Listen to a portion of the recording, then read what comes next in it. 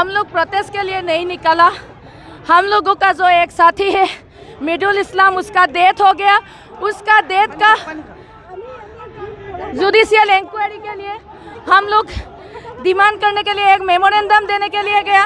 जब हम लोग मेमोरेंडम देने के लिए निकला, ये पुलिस हम लोगों को बाधा किया। हम लोग कोई प्रोटेस्ट नहीं किया। हम लोग का जो साथी ये बीजेपी सरकार ने उसका डेथ कर दिया। उसका जुडिशियल इंक्वायरी डिमांड करने के लिए हम लोग एक मेमोरेंडम देने के लिए बाहर निकला। उसी समय हम लोगों को इसे बाधा दिया।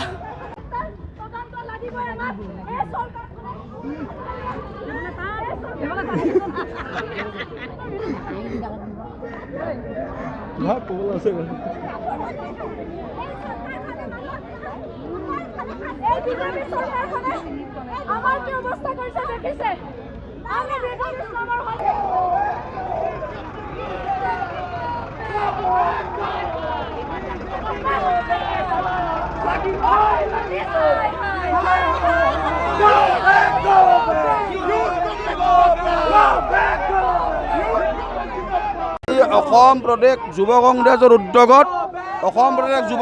উদ্যোগত আজিৰ পৰা দুদিন আগত মৃত্যু হোৱা মিডুল ইছলামৰ হত্যাৰ তদন্ত বিচাৰি এক গণতান্ত্ৰিক প্ৰতিবাদৰ মাজেৰে যুৱ কংগ্ৰেছে আজি উপায়ুক্ত মহোদয়ক স্মাৰক পত্ৰ দিয়াৰ কাৰণে আজি গৈ থকা অৱস্থাত হিমন্ত বিশ্ব শৰ্মা ডাঙৰীয়াৰ পুলিচ বাহিনীয়ে আজি যুৱ কংগ্ৰেছৰ যুৱক যুৱতীসকলৰ ওপৰত যি হাৰাশাস্তি কৰিছে, ইয়াক যুৱ কংগ্ৰেছৰ ফালৰ পৰা তীব্ৰ ভাষাৰে নিন্দা কৰিছোঁ।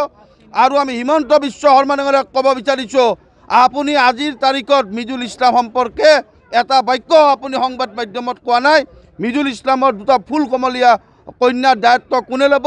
আৰু অতি শীঘ্ৰে মিডুল ইছলামৰ পত্নীক কৰ্ম সংস্থাপন দিয়াৰ বাবে আমি তেখেতক আহ্বান জনাইছোঁ।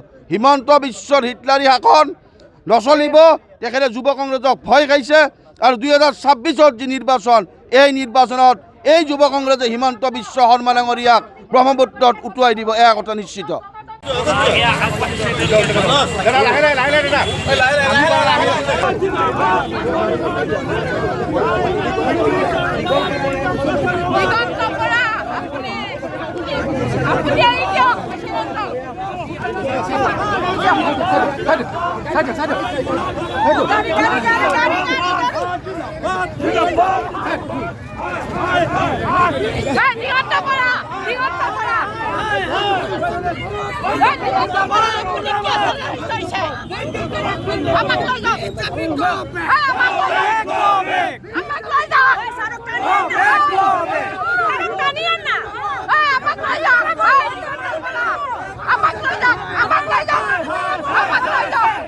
Gaya